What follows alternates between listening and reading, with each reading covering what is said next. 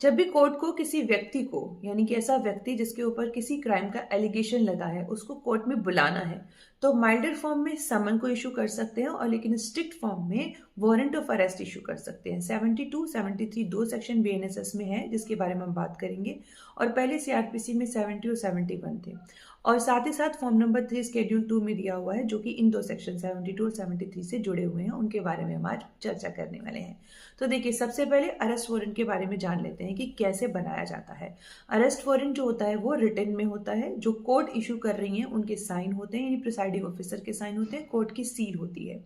और ये कब तक जो है जारी रहेंगे? जब तक कोर्ट जिसने ये इशू किए हैं वो इसे कैंसिल ना कर दे, या फिर जिस पर्पस के लिए इशू किए गए हैं वो पर्पस फुलफिल ना हो जाए, मतलब ये एग्जीक्यूट ना हो जाए वारंट, यानी उस व्यक्ति को अरेस्ट ना कर लिया जाए, तब तक ये जारी रहेंगे वारंट। तो अब वारंट ऑफ अरेस्ट का मतलब क्या हुआ कि अरेस्ट वारंट करने के लिए जब कोर्ट इशू करती है तो उस वक्त वारंट के ऊपर लिखा रहता है किसको पकड़ के लाना है, क्यों पकड़ के लाना है, किस समय तक लेकर के आना है। और साथ ही साथ सेक्शन 73 आगे ये कहता है कि अगर कोर्ट चाहे तो, यानी कोर्ट का डिस्क्रिप्शन है, कंपल्जन नहीं, कोर्ट अगर चाहे तो एंडोर्समेंट लिख करके बोल सकते हैं कि आप जो है इस व्यक्ति को छोड़ दें, कस्टडी से रिलीज कर दें, अगर ये बेल बॉन्ड दे देता है तो।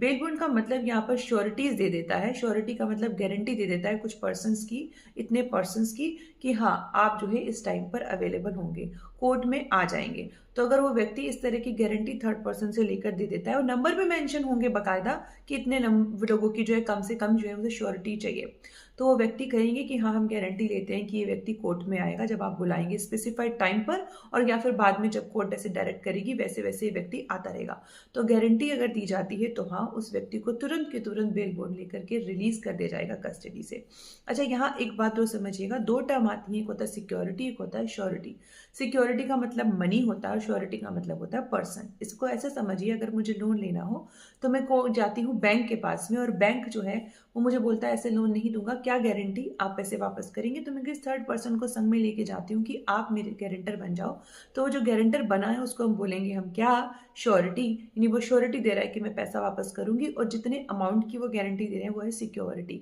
तो बेल बॉन्ड देने के बाद में वो व्यक्ति को रिलीज कर दिया जाएगा, और जिस व्यक्ति को वारंट डायरेक्ट किए गए थे, वारंट लेकर के गए थे एंडोर्समेंट के थ्रू, जो है सिक्योरिटी श्योरिटी दे करके लेकर के, अब यहाँ पर वो क्या कर रहे हैं, अब यहाँ पर उनको जो है तुरंत के तुरंत मजिस्ट्रेट के पास, जिन्होंने कोर्ट ने इशू किया था उनके पास में वापस भेज देनी है उस बेल बॉन्ड को। तो ये सब जो है हमने आज पढ़ लिया बेल बॉन्ड के बारे में, श्योरिटी, सिक्योरिटी और वारंट के बारे में। Thank you so much for watching.